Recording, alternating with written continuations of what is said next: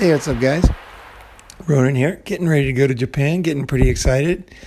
Very fucking excited, actually. Today I want to talk about a topic that a lot of MGTOW guys would think isn't related to their situation, but I can tell you 100%, pretty much every guy has to deal with this. And it doesn't really matter your situation because you have dealt with this and you have almost like unopened wounds or like I don't know what do you call it, like unfinished business, right, on this one. And you might be married, or you might have a girlfriend, or there could be things that would make it relevant for today, or actually going on in your life right now, not just ruminating. But the topic is Oneitis. Now, Oneitis is a term. I don't know who started it, but I'd like to know, because I love when I like to give credit to people that actually create things. But it was a PUA, 100%. It was one of the PUA guys. And the topic, the idea is, so a guy, he wants to, in the PUA sense, right? Not in the MGTOW sense, but let's start where it started. So it started where, a guy would want to pick up girls, and he would go and he would pick up girls, and then he would get one girl, and he would be so stuck on that one girl that he couldn't or didn't want to, go and meet any other girls. But the thing is the reason why the reason why people go to pickup in general is because they want options. So, a lot of guys go to PUA because they'll say, like, okay, there's a lot of ugly girls or fat girls or girls that I don't like. They could be hot, it's just not your type, who like you. And, you find yourself getting into relationships with girls that you didn't really pick, right? They're not really the girls you want. They're not the type you want, whatever the reason is. But basically, they're choosing you.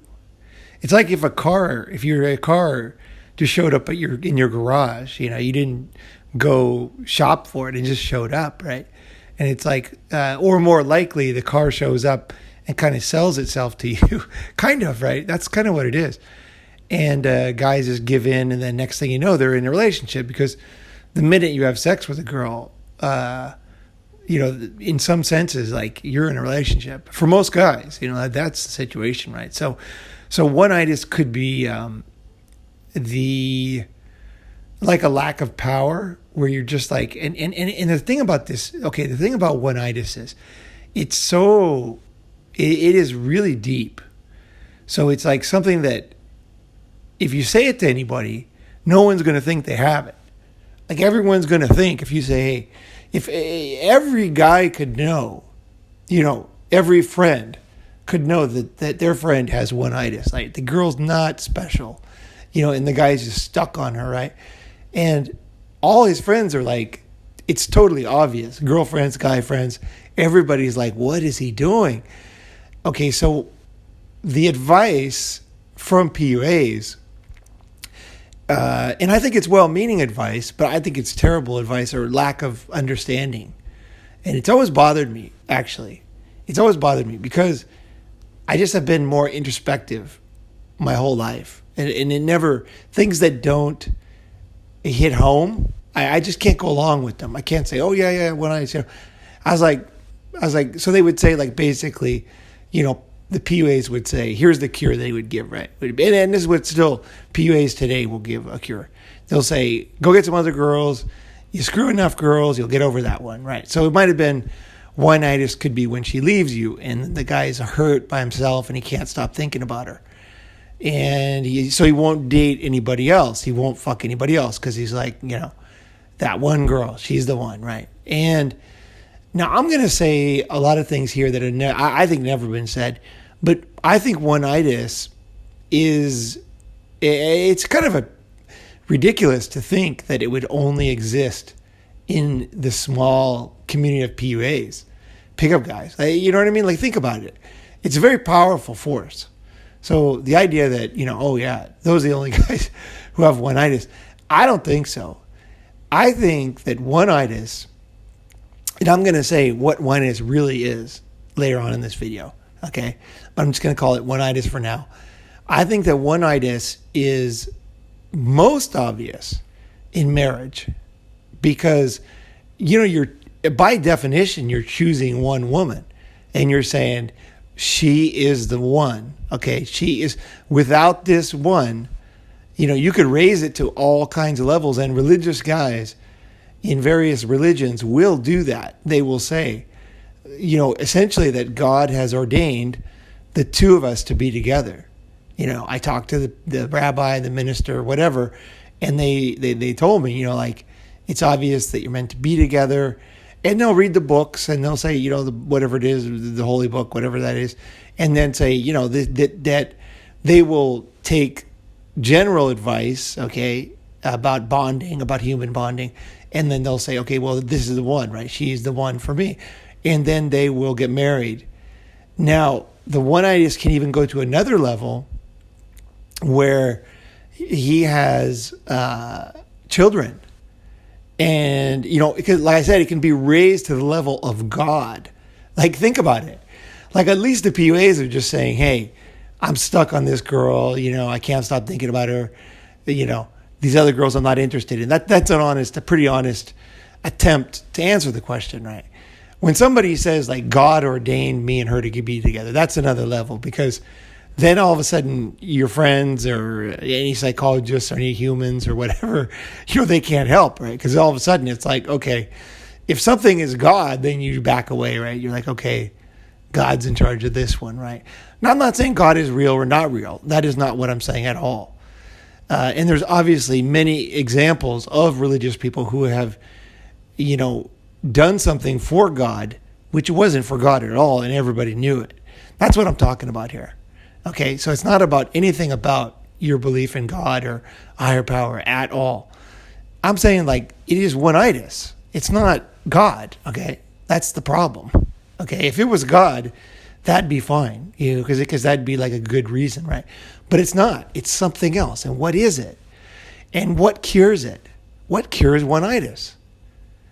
The PUAs are completely wrong about screwing a bunch of girls will cure oneitis. And I was going to say, okay, here's another level you can raise it to. You could be with somebody that you should not be with. You are miserable. She is making your life miserable. You dread every day. A guy could even be suicidal. Any situation, any negative, just imagine all the negative situations in the world. But if the guy has children, he can convince himself. Again, it's another layer of on top of oneitis to protect him. It's the children deserve, two parents together. And there's a lot of arguments against that in the sense that, let's say two parents are together, one murders the other, there's not going to be two for starters, right? Or if there's a extreme violence in the home or uncomfortable, prison, whatever, that's not good for the child. And there is and no matter what you believe religiously, you got to admit there's a level where two parents together is not as good as one happy family or, separate.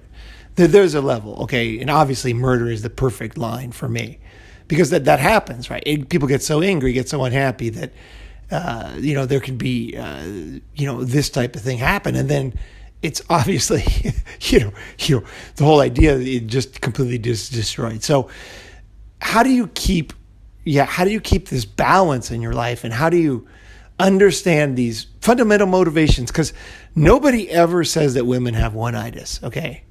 Nobody has ever said that. Women do not have oneitis, okay? Oneitis does not exist for women. I'm talking about men here. Or I shouldn't say women don't have it.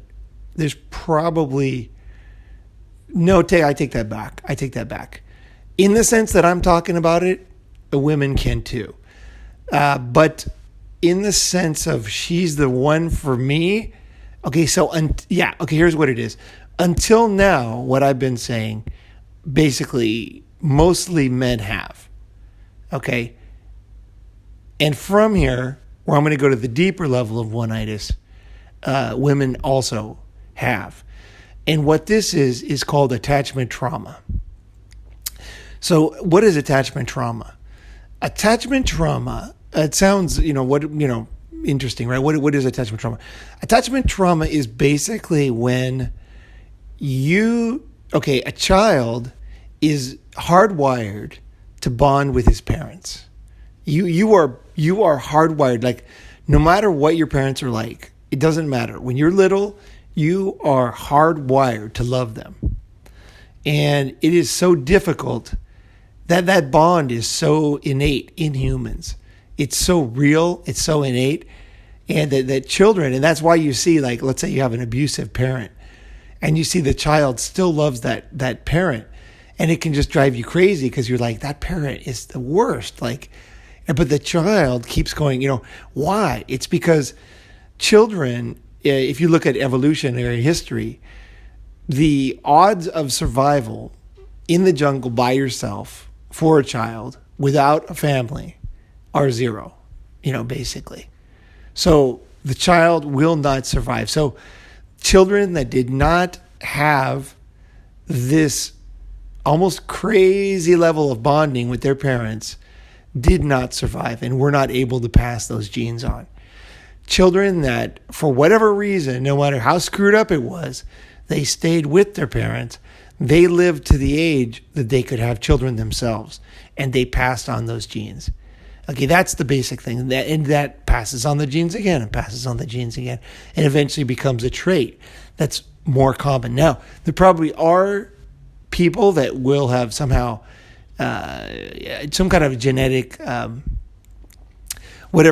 something that makes them not like that. And that's the thing, that the interesting thing about life. There's always going to be somebody who's either immune to a disease, or didn't somehow escaped whatever general trait has become common, but it becomes less and less common as time goes by, essentially to where it doesn't exist. Like, everybody's got two eyes now, right? I'm sure there were people with one eye. I'm sure there was that kind of thing. But now the two eyes is like so common that everybody's got two eyes, right? And so what is attachment trauma? So attachment trauma, what causes it? Attachment trauma can actually come from a lot of things.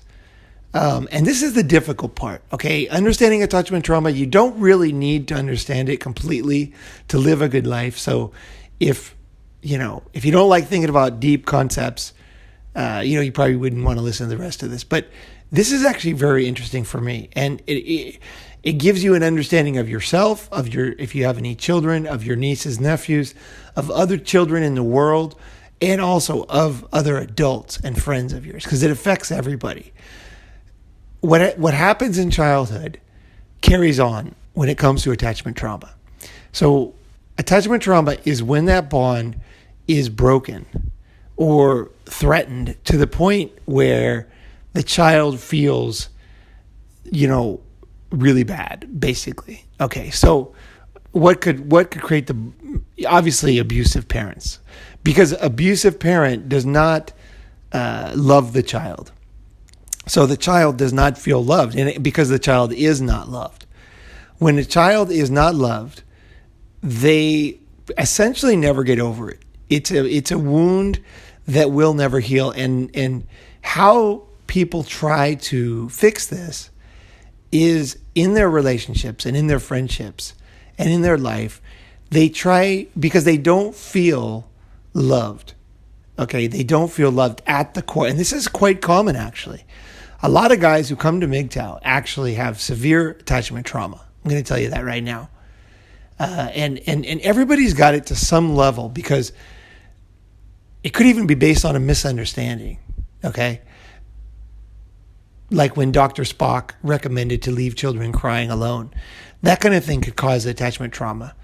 But when the child is left alone and not loved, or if a parent dies, so let's say the mother dies very young, the child doesn't understand death yet. So the child doesn't really get what happened, doesn't understand it's a natural thing. The child just realizes that they were abandoned, and they have this intense fear, because we're hardwired to bond with our parents. And where are our parents? They're not here. So this could happen in wartime. This could happen with abuse. This could happen with any kind of mental problem. Anytime a parent has a mental problem, this affects the children. And the thing is, and here's what makes it so difficult to understand. Okay, this is why you don't understand it, and this is why so few people understand or even take this one seriously, is because when you look at your life, you think to yourself, okay, I am who I am. I can do what I can do. And so, okay, that sounds obvious, right? But it's actually not, because you are who you are now, but you were not who you are now before. You have changed and grown. And as you were a little child, you were not an adult. You did not understand adult things. You reacted in a way that a child would react because you were a child. And you carry that inside of yourself. Okay, so if you felt abandoned, unloved, unlistened to when you were little, a lot of people will say there's a lot of kind of SJW things going around, like you have to ruminate on this and that. I'm not talking about that. I'm just talking real shit here, okay? If you were abandoned in your own mind as a child at a certain age, and keep in mind that your brain was adapting and adjusting and learning, and you had limited understanding of your life and other people, if you felt severe abandonment, that creates a wound in yourself. And then what does that wound do in your life? As you move on, you get older, you can't really understand it, because the reason why a strong guy, okay, a man, a fucking guy coming to a MGTOW conference would not understand this at all, or even take it seriously, is because he's like, I could handle that. Like, my mom died. I understand. She died, right? And she left me alone. She loved me, but she left. The problem is that your wound was created at the age of when you were then. Okay? So when you were then, you did not understand these things. You did not understand. And if you have any doubt about this, you need to watch children. Watch children interact and look at what they understand at certain ages. If you studied any child development, which I think is really interesting and very, very fascinating subject, really, really cool, actually. Child development is like amazing. I think it's a great hobby, studying child development, because it helps you to understand your own life and other people, and understand how people become healthy, right? Which is always good to know more. Understand yourself. But so that child, then, it's almost like the wound is set in stone. Okay, imagine that. So the child, or you, little you, was 3 years old, and you were left alone, crying alone, and you felt abandoned, like nobody was going to come and get you, and you had some kind of raw primal fear, and that primal fear could be anything. It could be a shadow in the room. It could be anything. And that created even more fear. And you just felt like you were not protected. And then that's what creates an attachment wound. Now, it could be, obviously, if you have an abusive family, or if you were raised in a way that people did not listen to you, they did not care about you, they just wanted you. This is one of the most common ways to get an attachment wound. And it's very difficult. Again, it's so difficult as an adult to understand the wound that you have, because your mind keeps saying, I'm an adult. I can handle this. This is no big deal. The way that you fix this, okay, and you can absolutely fix an attachment wound and get rid of this Oneitis. Okay, we're going to get to Oneitis, how it really connects to attachment wounds, is by understanding how your wound was created, and to go back and give yourself what you needed at that time. Because here's the problem. Let's say that your parents were super busy. They were both career people. They did not listen to you, that you had a babysitter. They never paid attention to you, whatever it was at that age when you needed that at that age, not today. Okay. Today you're fine. Okay. People don't listen to you. It's like, whatever. But when you're a child, when you're a little infant and somebody is not paying attention to you, is not smiling when you smile, is not looking when you point, is not doing, is not listening to your hurts when you're 3 years old. If somebody was not there, okay, so let's say that it was your mother was not listening to you, was not there for you. Okay, maybe she had some kind of problem, or maybe there was just logistical problems, like she was a single mom and she was working all the time and she had a bunch of kids and she just didn't have time for you. There's these kind of real life things that children do not understand. Again, little children do not understand these things. Why does nobody love me? Why is nobody listening to me? I'm alone. Nobody likes me. I'm bad. That's why. That's what the child decides, is that they're not good enough.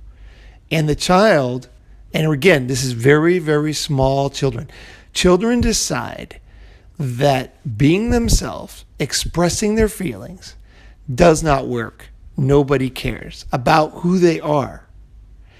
And so they decide, as a little kid, that the way that they're going to survive is, instead of tending to their own feelings, needs, wants, desires, hurts, instead of looking inside to find out who they are, they try to make things better on the outside. So if daddy's always angry, they try to make daddy happy. If mommy's always busy, they try to help. They try to be mommy's little helper. They do whatever it takes to make the family happy. That's what the children does. So in other words, when the child does not get listened to, does not get heard, kids are really smart in that sense. And they're like, you know what? Nobody cares. Like, literally nobody wants to hear that I am super sad that my girlfriend in third grade or kindergarten, because I remember my girlfriend in kindergarten, Ohania Frisbee, I never forget her name, that she did not like me. I can't remember if she didn't like me at all, really, for real, but I didn't, whatever, it wasn't enough, or I didn't kiss her, whatever the fuck it was, I don't know, but Ohania sat too far away from me. I don't know what it was, but either way, looking back, actually, I think she was always smiling at me. But either way, I didn't feel it was enough. I didn't get whatever it was I wanted when I was in kindergarten with Ohania Frisbee, right? So I can laugh. Obviously, I can laugh at it now, but I can't laugh at the reality that I was creating my future self. And I'm not saying this was a wound for me. I'm just saying, I tell you right now, the feelings that were going through my brain, my thoughts and feelings at that time, are not what goes through my brain today. Okay, obviously. I was in kindergarten, right? I was a completely different person. And this is how you heal yourself, is by understanding that you are not always this tattooed, tatted up fucking guy who can handle himself. You were a little kid. So you go back into that trauma and you say, the kid, okay, what does the kid do? How does the kid adjust? The kid says, okay, nobody listens to me. Now, of course, the kids, their brain is not fully understanding things. So they might exaggerate how much people don't listen, or they might minimize. If they're with a, murderous parent, they might say, well, it's not that bad. So the child's brain is not quite, doesn't quite get what's going on. So it could go either way. But either way, the brain is, the child's brain says, no one is listening to my pain, that Ohania Frisbee does not like me. And so I am going to, since nobody cares about how I feel, and now let me say quickly what you can do if you have children, if you have a niece, a nephew, or for yourself, for your own child, inside yourself. You can say to yourself, to your kids, you can listen to the child first. Just say, oh, what happened? Instead of saying what people, like a knee-jerk response, especially somebody like me who has a lot of experience with women, I could say, don't worry about it. You're going to have plenty of women, don't have Oneitis, blah, blah, blah, and the kid's like, yeah, but I still like Ohania. I can't think about Ohania Frisbee, right? So she was a Mexican girl, actually. It's funny. She was like completely different. It was almost like West Side Story in kindergarten for me. You know? So funny to think back. Oh, I'm going to tell you a story. It was fucking hilarious. I was sitting there with my family, and we were all watching slides a few years ago, recently. And Ohania Frisbee came on there. And I said, that's Ohania Frisbee. And, of course, nobody remembers, you know. And I said, that was my first girlfriend.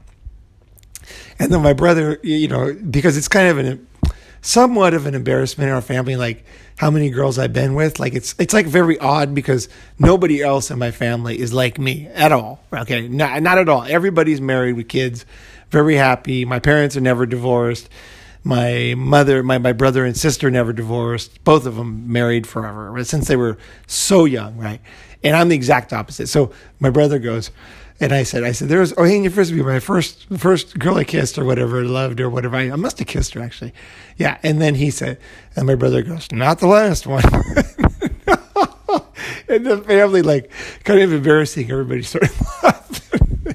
It was like my brother's got a great sense of humor, man.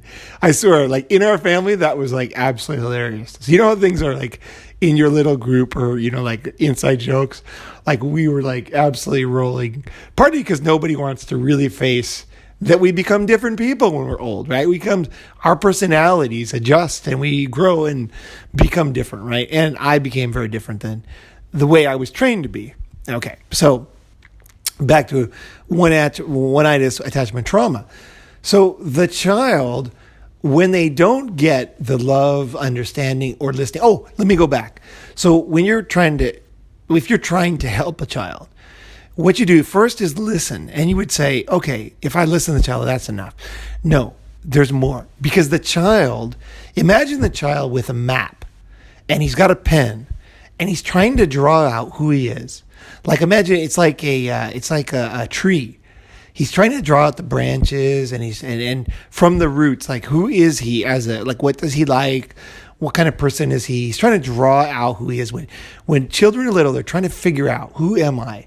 You know, why do I get unhappy when that happens? Or am I happy when they're trying to understand life in every aspect, like the physics of balls falling and, you know, the wind, moving things and you know, a building, why a plant grows. And he's also trying to understand himself, like who is he, right? What is he? So as the child is trying to draw out, when you listen to the child, it's not enough, okay? Because the child doesn't have a map in his mind of he doesn't know what other people know, that they've mapped out in their minds who they are, what they like. So what you can do, you can help a child to start to map out who he is. And the way you do that, and this is very deep and very beautiful, actually, you say to the child, okay, so let's say, for example, the kid says, you say, your birthday's coming up, and what do you want for, Uncle Paul, what do you want? To eat, and then the kid says, pizza, and you could say, oh, you like pizza, yeah. Now what you could do is you could say, why do you like pizza? And the kid, the adults will turn off because they're like, what is he doing? I don't know what he's doing. But the kid will very likely look around and he's like, well, pizza. We had pizza, at Uncle Oscar's house. Uncle Oscar had pizza. And then you say, oh, when was that? I don't remember. He said, oh, we were by the river, Uncle Oscar brought pizza. And you say, yeah, well, Uncle Oscar, yeah. And then he says, yeah, Uncle Oscar, he was wearing that funny tie. Yeah, he's wearing that funny tie. Was he? What was that funny tie? What, I don't remember the funny tie. And then he says, yeah, the tie. And then he did this. And then, and then the kid starts laughing. You say, oh, Uncle Oscar made you laugh. And say, yeah, Uncle Oscar's so funny. Why? What makes you laugh? What is it about? Because Uncle Oscar might not make you laugh, right? You're actually trying to figure out where this kid's coming from, right?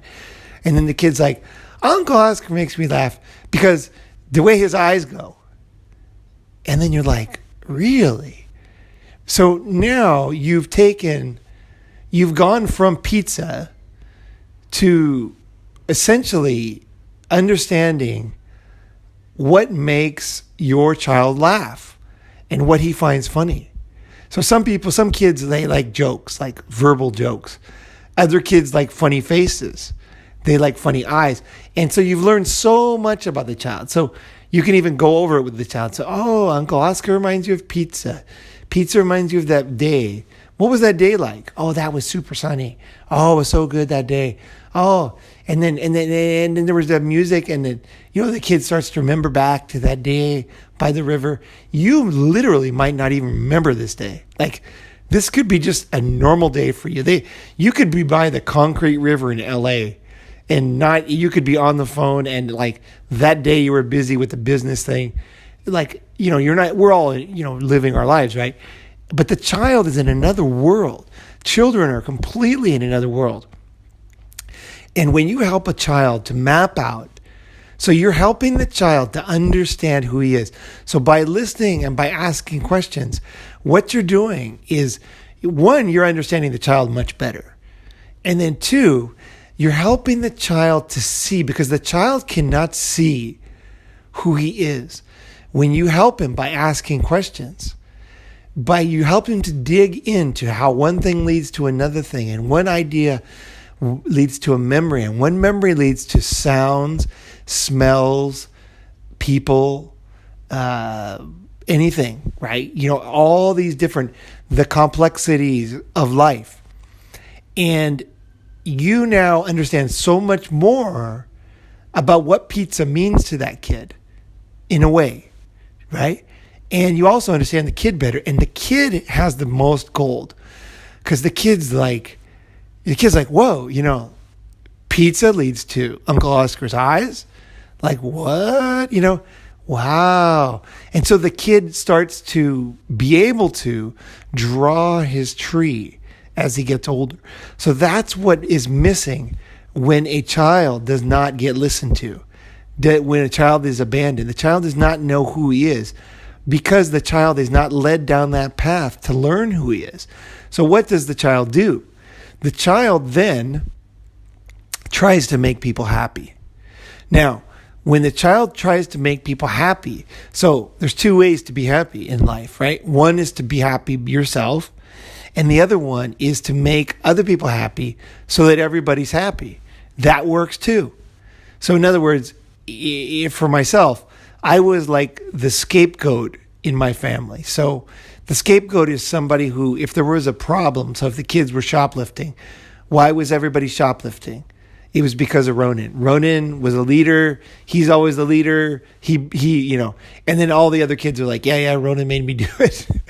Ronin did it first, and then everybody's like, yeah, Ronin got me to shoplift, and so then, and that's an easy out for everybody, right? It's an easy out.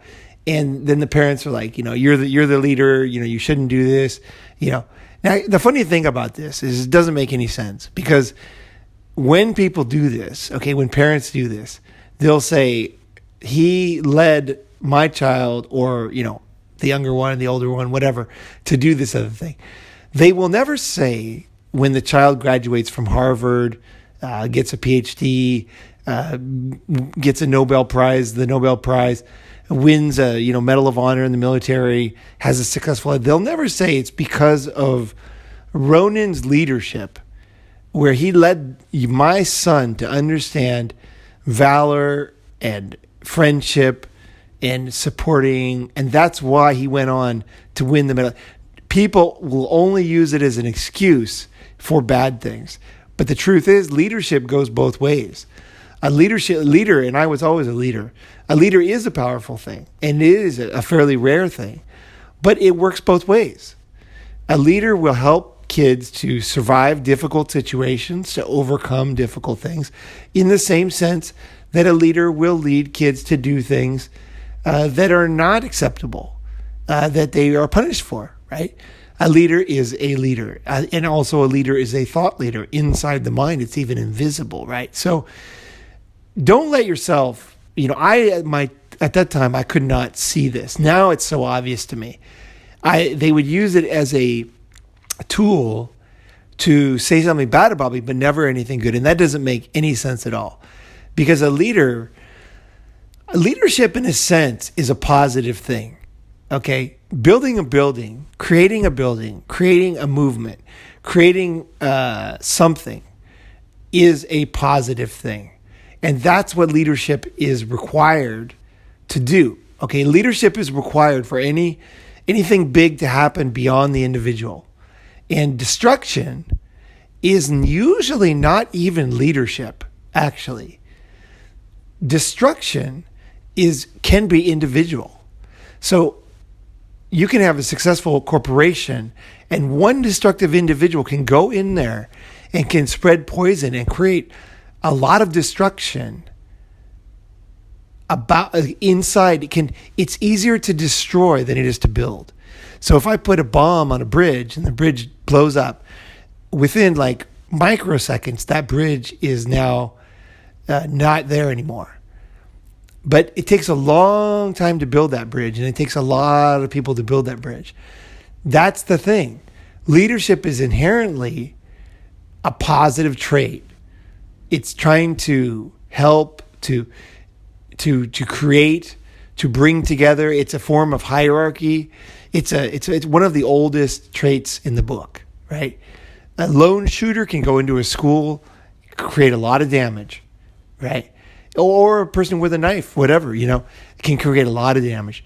But leadership is generally a positive thing.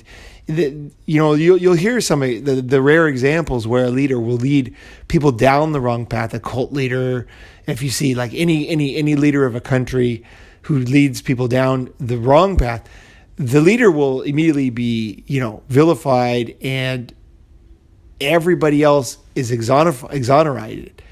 That's what people do with leaders. So they'll take a leader that did something bad, and they'll say, "Oh, he was the one," and nobody else has any responsibility. That's how they use this type of thing. It's really crazy. But don't let people label you for your good traits bad. That's basically what I'm saying with that. I look back on myself as a kid, and I was a leader, and my leadership, a lot of it was friendship. It was bonding. It was bravery. It was pushing the boundaries.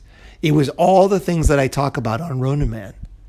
And also there were times where we did things that we were not sure about that ended up not being good. We did do things that were, I guess, some of them were adolescent behaviors, some things we didn't understand yet, like we couldn't even really grasp the negatives of why this was not supposed to be done. We're trying to, but testing these boundaries and figuring these things out it's part of the learning process.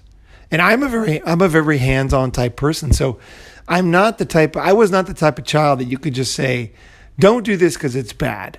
I had to go in and say, like, let me see why, like I literally had to figure out the stove was hot. Like I had to say, okay, I remember we put shotgun shells in the vice grip of our house, tried to squish them to see if they would blow up, and then we hammered them with hammers. And luckily, we hammered the wrong side of the shotgun shells. We thought that the pellets were the side. Thank God we didn't hammer the other metal side, because that would have been very dangerous. But we literally, like, as kids, we were very rambunctious kids, man. I was a rambunctious kid, and I was a leader. So we were usually doing something exciting, like we're going to do in Japan. That's kind of my life, to be honest. But I took that upon myself as leadership is bad. And that was a terrible, terrible, terrible thing to do. It was so stupid for myself. It was only a small compartment of my mind, but it was terrible. That's side note. So let's go back to Oneitis. Oneitis and attachment trauma. But going back in here, like, reminded me of that. So I thought I'd tell you guys that story. If you don't find these stories interesting, I mean, I find these stories and understanding of ourselves fascinating. I just do. I don't think there's like God above saying, the God of YouTube, you must follow the exact title of your video, or this is a terrible video. I don't agree with that. I think when you find truth, you just have to go along with it. You just have to finish it. It's kind of like the tree. It's like the tree. It's like helping the child draw the tree. We're helping ourselves draw the tree of life, the tree of truth, the tree of how we potentially can even grow and understand more in this life. So, Oneitis attachment trauma. What do we do when we have this trauma? So we said how it's created, right? And how it's shown is a guy stick to one woman. This is my woman. And it's very illogical. And you can see it in your friends. You don't see it in yourself. You think it's love. But people on the other side, they're like, that guy's like completely crazy about that girl. Like, it doesn't make any sense how crazy she treats him like shit. Like, it's just like, or a girl, that guy is terrible for her, but she just like, she will never let it go. Why would a human do this? Why doesn't attachment trauma get healed? Okay, what is going on here? So the thing is, what's going on in the mind of the person? Okay, so what it is, we talked about a wound. There's a wound that was created at a very young age. Okay, so you felt abandoned. You felt alone, unloved, unworthy, just no good. Okay, not good enough. And you realized that nobody was listening to you, nobody heard you, and you decided that you are going to make other people happy as a solution.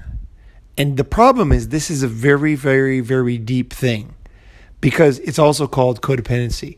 So you are out in the world, okay, instead of looking for what you want, you're doing things to make other people happy. This one is almost too difficult for this video, so I'm not going to go too deep into this one, but you have a persona, you have a way of approaching life where you're thinking, if as long as I can make people happy, I'm going to get what I want somehow. It's going to be okay. Fuck what I need. I think a lot of guys do this. They're like, of course, my needs are not going to be met in life by women, by my family. I will work my ass off. I will slave away. I'll give them all my money. And eventually, they're going to reward me. But the problem is, there's two problems. One is the standard MGTOW thing of the woman, that attitude is not a strong attitude, right? It's like, I'm going to give you everything, make you happy, and you're going to stay with me. That just doesn't work with women. It just doesn't work. But also, it is an attachment. Okay, so in your mind, what you're doing is the reason why Oneitis is so strong and so difficult. And Oneitis could be being not wanting to be divorced. The reason why Oneitis is so strong is because you are attaching all of your needs for love and support. So basically, the wound that you created, that was created when you were 5 years old, 3 years old, you're trying to get that solved by the person that you're with now.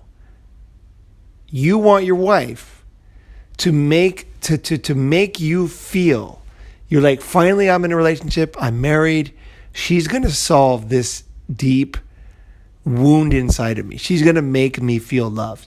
The problem is, there's two problems. One is that she can totally fuck you over. You're so vulnerable in this state. I mean, you're really vulnerable, and you're making yourself vulnerable. And the other problem is a logistical problem, is that literally she cannot do it. Okay? Nobody can do it. You're fucked. Okay? You're fucked if you're looking for somebody to fix this. And again, this is subconscious. So you're trying to get people like, I'm president of the United States now. I got the Medal of Honor. See, I am worthy. I am loved, guys. I have a Mercedes. I live on the hill. I have $1 million. I have $1 billion. I have the fancy. I have this. I did this. See world. See, you were wrong. You were wrong that I was no good. That is actually what a lot of guys are trying to prove. By showing the world things And then the world saying, yes, you are fucking good. See, you are brave. You got this award. Look on the wall. Look in the newspaper. Look in your bank account. You did it. The problem is, even if all the people you knew, including the people who originally hurt you. So let's say that your mother abandoned you because she died when you were 3 years old. Let's say she came back from death. She recreated, she reincarnated, and you knew it was her. And she came up to me and she said, I love you so much. I'm so sorry I left you. I was run over by a car. Obviously this is an unrealistic scenario, but just that's part of it. Like, humor helps. So she comes back and she's like, I'm so sorry that you created this attachment. And you're like, and part of you is like, this is all ridiculous. And the other part of you, even if she did that, it's not enough. Why is it not enough? Why not? Why won't it fix it? Because Ronin wants to fix shit. Okay? I'm not happy with bullshit. I wouldn't make this episode if I didn't know what the solution actually is. Okay. So the solution, why doesn't it fix it? The reason why is because, okay, you are an adult now. Okay, so you don't have the same needs you had when you're 3 years old. So even if she came back from death and she gave you exactly what you needed when you were 3, it wouldn't be what you need when you're an adult. There is no way she can fix what was broken, because she cannot go back in time and give you the things you needed when you were wounded. So no matter how much people tell you you're great, no matter how many things you accomplished, even if a person who died came back from death and apologized, even if an abusive parent completely took LSD and changed their whole life and they said, I was wrong, I abused you, I can't believe it, you were right, I was wrong my whole life, everything I did to you was wrong. Even if, and these are not going to happen, okay? That still will not fix it. Why not? Because your brain is different now. Your brain is completely different. You do not need your father to tell you that you're a good boy anymore. And if your father comes back and tells you that you're loved and good, you don't need that now. That's the problem. No one can fix it. Nobody, no human power can fix it. Who it can fix it, and how can you fix one-itis attachment trauma? Because you don't attach to these people. Okay, let's talk about the feeling inside yourself. What is one-itis? The feeling inside yourself, you were abandoned, you were left alone, and you were unloved, you felt unloved at a certain age when you were tiny. Now, when you feel one-itis, when you feel that feeling, it's a very strong feeling. And the feeling is almost that you can't live without the person. Like, literally you feel like and you can see this in guys' faces when they can't leave a woman. It's like in their minds, every human emotion, every love, every good thing in life is going away if they don't get that person back. They are alone and they are worth shit. And that is what literally they feel like in their mind. Now, logically, of course, that's not true. But they feel that way. Guys feel, if I don't get back that person, and if you think back to when you had one-itis with a girl in your past, that's the fucking feeling.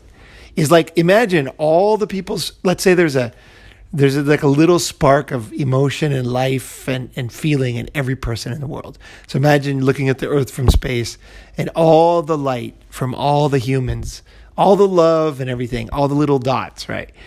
All those dots are now concentrated into one person. And that dot is now flying away from you like an asteroid in space.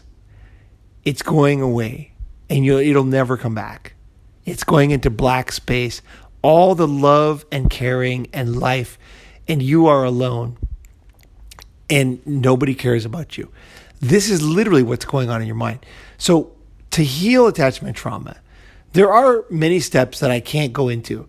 But one of the number one things you can do is to start to understand, to accept that if this is true with you, that this is actually what's going on. You're like, holy shit. My emotional brain actually feels like that. I feel like not logically, but I feel like all my worthiness, love, emotion, everything good in life is flying away like an asteroid. And I need to get it back. I need to get that fucking hot, burning asteroid of love and caring back. Or I'm going to be alone in darkness, And, of course, guys will do anything to get it. And now the thing is, this is not a one-time thing, because if you have this, you will recreate this over and over and over. So the first step in healing from this is not to go screw a bunch of girls. It does not heal. I can tell you from experience, and I tell you, a lot of PUAs will not be honest about this. Teachers, they'll say, it worked. But actually it worked, but it worked in a more complex way than they're saying. Okay. And it worked over a longer period of time. And there was a lot more pieces of the puzzle. And I'm going to say a piece that will really speed it up for you is you have to understand logically, and you have to beat it into your head, that there are millions of people in this world that are good and good for you. And you do not need any one person. Logically, you need to tell yourself this. You know this at some level, okay? But you need to say, wait, I'm loved by a lot of different people. And I will find behind this asteroid is another asteroid. And there are, and I think a lot of guys get this idea that, next is what I'm saying. It's not what I'm saying. What I'm saying is just exactly what I'm saying, is that all human emotion is not tied in one person. There are friends, there are kids, there are other lovers, there are different things that you're going to connect to in your life that will give you what you think is flying away from you. And why do you think it's flying away from you? Because your brain is in a fucking 3-year-old fucking state. You're not, to fix this, you have to accept. You have to really go into this almost like childlike state where you're like, okay, maybe Ronin's right. If you can fix it logically, okay, if you can rationally fix this, it's not attachment trauma. Okay, it's something else. But if you find yourself, if you just sense that this is not really healing, it keeps coming back, it's deeper than I can, even though logically I know what he's saying is true, it's not going to work yet. That's kind of an accepting that you understand this is something deep. Now, the person that can heal it is yourself. You are, in fact, the only person that can heal this wound and that can take you away from this feeling of oneitis. And below that is the feeling of being abandoned and being unloved. You can actually heal this. And the first step is to logically and keep imagining your mind that all human love and emotion is not flying away from you. This is just, sometimes you need to think of this girl that you're one-itising about. Start to think about, was it so good with her? Was everyday bliss? Start to go back in your old texts. Start to go back into your old emails. Start to look at pictures and think of how you felt. Start to realize, wait a second, I was really pissed off that day. She was really late and she was super crunchy that day. She did this. Now, it's not to blame her, but it's to go in and realistically start to remember all the things that were not that good, because your brain is back in 3 years old. And essentially, attachment trauma has nothing to do with this girl. Oneitis has nothing to do with oneitis, that one girl. Oneitis has to do with yourself and the wound that you had when you're 3 years old. So it's not going to get fixed by this girl even coming back.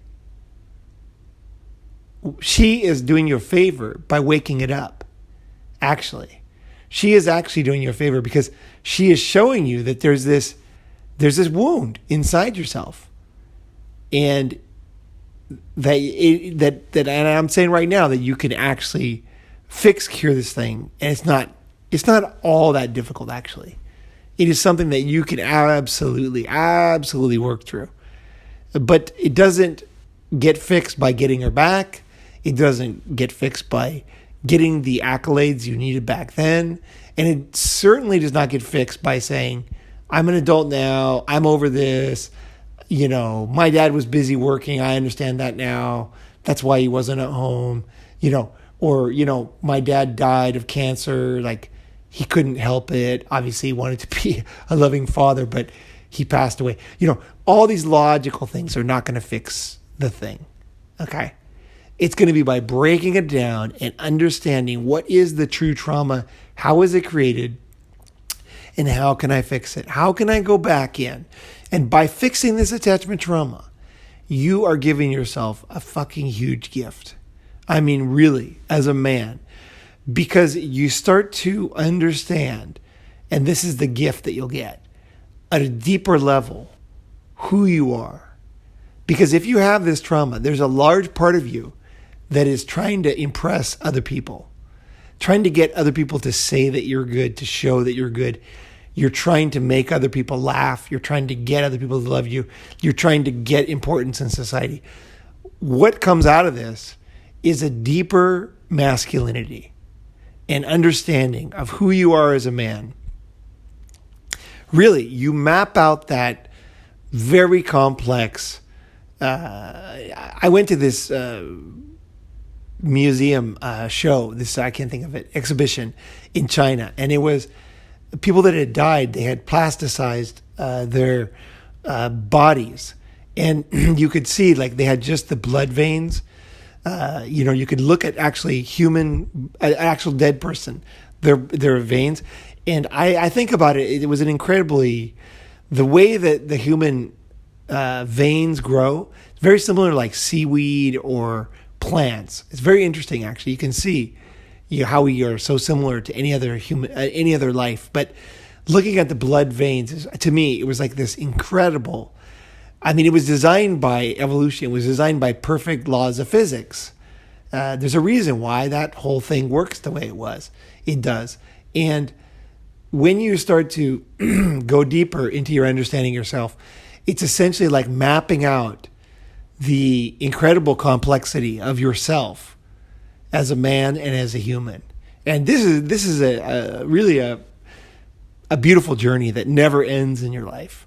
And it actually is healed. So if you do have oneitis, if you had oneitis, if you never solved it, if you're resonating with what I'm talking about and you want to go in deeper, definitely join either the mentoring I offer or Unblackmailable, or find a therapist, find somebody who understands men, somebody who fucking really gets it.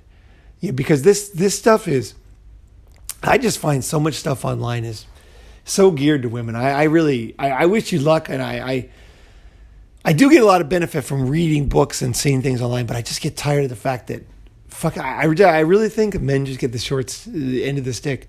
Nobody gives a fuck. And men are too embarrassed to ask and be themselves, But that doesn't get you anywhere, right? You develop a deeper masculine presence in this world by going in to this stuff, actually. This shit makes you a stronger man. It does. I'm telling you right now. It gives you a confidence. It gives you a knowledge of yourself. It gives you a confidence. And it gives you a depth of understanding of yourself, I would say, and a curiosity for what else is there, and an honesty. And I think it also helps you in your relationships too, like friendships, everything, because the better you understand yourself and the better that you can explain that to other people, right? It gives you a huge advantage in this world. It really does. You choose your profession better. You choose your friends better. If you were going to have any kids or whatever, you choose other people better. And a lot of it comes through pain. A lot of what I'm telling you is putting together a lot of different things that I went through in my life, both recently and in the long past, to try to give you as much wisdom as I fucking possibly can into a consolidated package where I'm trying to put it all together for you so that you can see the larger picture and not just the pieces. That's what I'm trying to do. So as I move forward in my life and I see new things, I will also map out at a deeper level this understanding of both myself, other men, human beings, how people relate, all this stuff. I'm starting to put together a deeper and explaining it like today actually helps me too. It helps me to verbalize it. And I hope that this is helpful for you. So if this makes sense, if you have Oneitis, let's say you're married and you just can't get divorced, take a look at this, listen to this a few times and think, am I actually so in love with this girl? Is she so fucking good to me? Is this so good for our kids? Am I really creating like a healthy life? And what is the future if I continue in this shitty relationship with this person that I picked who is not the right person? Who, you know what I mean? It is terrible. Like we have these, is the best thing for me to stay?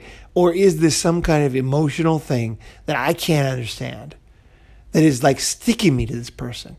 And maybe you were stuck to somebody else before. You know, it might have happened before. And, you know, if you don't fix it, even if they rape you, you're going to go and do it again. So going in deep actually has a lot of benefits. Huge, huge benefits.